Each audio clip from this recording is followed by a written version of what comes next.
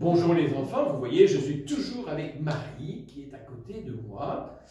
Ou plutôt, c'est moi qui suis à côté de Marie, parce que Marie, elle a une place extraordinaire dans le cœur de Dieu. Et nous voilà à notre deuxième étape. Alors, souvenez-vous, la première étape.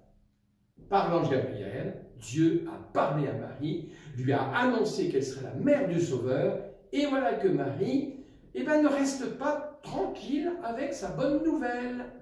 Elle n'est pas là à dire « c'est moi la meilleure, c'est moi la meilleure, c'est moi la plus belle, Dieu m'a choisi ». Non, non, non, elle est pleine d'humilité. Voilà, de gentillesse, de douceur, de bienveillance. Et l'ange Gabriel a appris aussi une nouvelle à Marie. Comme Marie se disait « comment est-ce que je peux avoir un enfant de cette manière-là ?»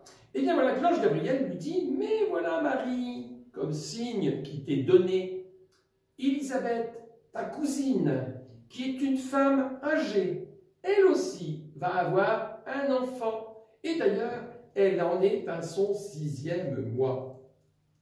Alors, une fois que l'ange Gabriel est parti, une fois que Marie a dit qu'elle était la servante du Seigneur, eh bien, Marie a voulu aussi servir sa cousine Élisabeth, a voulu, lui rendre service, l'aider dans sa grossesse et dans la naissance de cet enfant qui va s'appeler Jean-Baptiste. Voilà, alors, voilà ce que nous dit l'Évangile. En ces jours-là, Marie partit et se rendit en hâte vers le haut pays dans la ville de Juda. Elle entra chez Zacharie et Élisabeth et salua Élisabeth. Or, dès qu'Élisabeth eut entendu la salutation de Marie, l'enfant tressaillit dans son sein et Élisabeth fut remplie de l'Esprit Saint. Alors elle poussa un grand cri et dit « Tu es bénie, Marie, entre les femmes, et béni le fruit de tes entrailles, de ton sein. Comment m'est-il donné que la mère de mon Seigneur vienne à moi? Car, vois-tu, dès l'instant où ta salutation a frappé mes oreilles, l'enfant que j'ai en moi a tressailli d'allégresse. Oui, bienheureuse celle qui a cru en l'accomplissement de ce qui lui a été dit de la part du Seigneur. » Ah, voilà, Marie a cru en la parole de Dieu. Marie a cru en la parole que lui adresse l'ange Gabriel de la part de Dieu. Et elle a cru qu'Élisabeth était bien enceinte, bien que ce soit une vieille femme. Et elle croit au plus profond de son cœur aussi, elle sait qu'au plus profond de son âme, il y a un enfant qui grandit aussi en son sein.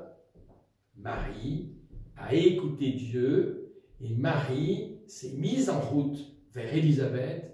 C'est un acte d'amour, de charité, de service. C'est aussi un acte de foi.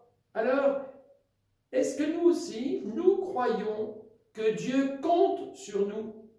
Est-ce que nous aussi, nous croyons au plus profond de notre cœur, de notre âme, que Dieu veut faire de belles choses avec nous, réaliser de belles actions avec nous? Et vous voyez, Marie aime Dieu. Tu aimeras le Seigneur ton Dieu de tout ton cœur, de toute ton âme. Elle l'a écouté et elle aime les autres. Elle est allée voir Élisabeth. L'amour pour Dieu va avec l'amour pour les autres. Et l'amour pour les autres va avec l'amour pour Dieu. Oui, il ne faut pas rester juste à écouter Jésus. Il faut faire ce qu'il nous dit. Deuxième étape de notre cheminement vers la fête de Noël. Alors, je vous souhaite une bonne réflexion dans vos classes, dans vos cœurs aussi, pour bien préparer cette venue de l'enfant Jésus. À bientôt. C'était la deuxième étape.